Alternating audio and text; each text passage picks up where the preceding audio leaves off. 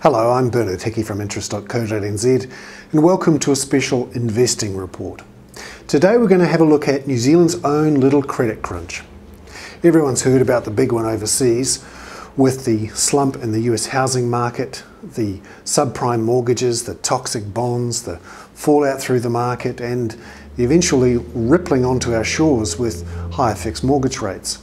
Well, now we've got our own little credit crunch, and it's coming out of the property development sector and it's spreading through finance companies. Just in the last couple of days, it's become clear that we're seeing contagion spreading out from property developers, particularly for resorts and apartment projects, out through the finance company sector, from the riskier finance companies out to the more established ones we're seeing now. This is causing immense grief for developers and for finance companies. It's all about fear. Fear about property prices for resorts, villas, units, apartments. Everyone's worried that the prices will fall, they're not buying them. And this has dried up the cash flow, which has kept these developers and financiers going for some time. Now, all this is about development loans. This is a phrase you'll hear a lot more over coming days, in mezzanine finance. Really what it means is that a finance company will lend a bunch of money to a developer who then spends it on the foundations and setting up the show home. And then that developer looks to sell those units or villas off the plan to investors. They get a little bit more money, they keep developing the project, they get a bit more money from the finance company who's lent usually a second mortgage. And eventually the property developer plans to sell off the whole project and pay back the finance company. The trouble is, when no one's buying the units either off the plan or once they're built, then the finance company can't extract their money from the development. And we've seen various examples of this.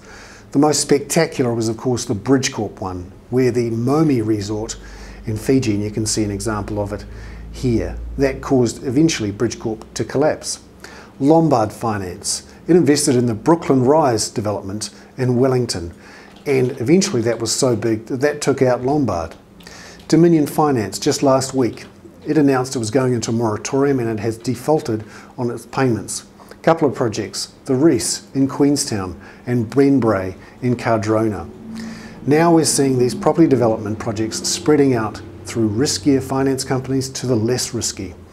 This week, Strategic Finance said it was reviewing its loan book and looking for a new shareholder with strong capital backing. It has one loan in Fiji at the Hilton Denarau, which is worth more than 60% of its equity, over $70 million. Hanover Finance, it has put its Kinloch golf resort near Taupo into a mortgagee sale, and just a couple of months ago it put an Auckland CBD apartment developer onto the mortgagee block. All this is squeezing finance companies between a rock and a hard place. The rock is getting money out of the frozen stone of the property developers.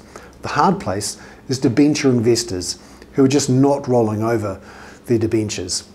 And the common factor you'll see in the failures so far in the finance company sector is that the reinvestment rates for debentures fell below 30%.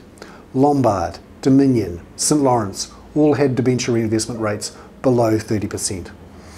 And when those finance companies can't get money out from the property developers to repay the investors, essentially they have a cash crunch. This is New Zealand's cash crunch. So the next question is, who's going to survive? I think there are 5 key factors to look for when you're thinking about a finance company and whether it will survive. Firstly, has it got diversified funding? When I say that, it means, do they rely on debentures, mums and dads investing all of the money? Or do they have money from a bank or from a big corporate backer or a big shareholder? Or have they borrowed money from the bond markets or maybe even from the US private placement markets? Diversified funding, at least 3 sources of funding. And then there's diversified lending. Are they completely exposed to residential property development? Or do they have some money in car finance? Or is it in personal loans or in commercial lending, in particular lending on cars and trucks and those sorts of things for businesses? Then, does it have a local bank behind it? This is quite interesting. A lot of the finance companies that have failed have not been able to borrow money from one of the big 4 local banks. ANZ, BNZ, ASP and Westpac. So let's have a look at some of the companies who are left and whether or not they fit these 5 key factors. Firstly, there are 3 companies who have all of these factors: diversified funding, diversified lending, a big local bank backer or a big corporate backer, and an investment grade credit rating. And that's BBB- or better. And those 3 companies are UDC, Marac and Sth Canty. They have all of the factors which suggest that they're likely to survive. There's a few other finance companies who have 1 or 2 of these factors. NZF Money, it has a big funding line from Westpac, nearly $300 million. It also has some diversified lending, mostly residential rather than development, and some personal finance.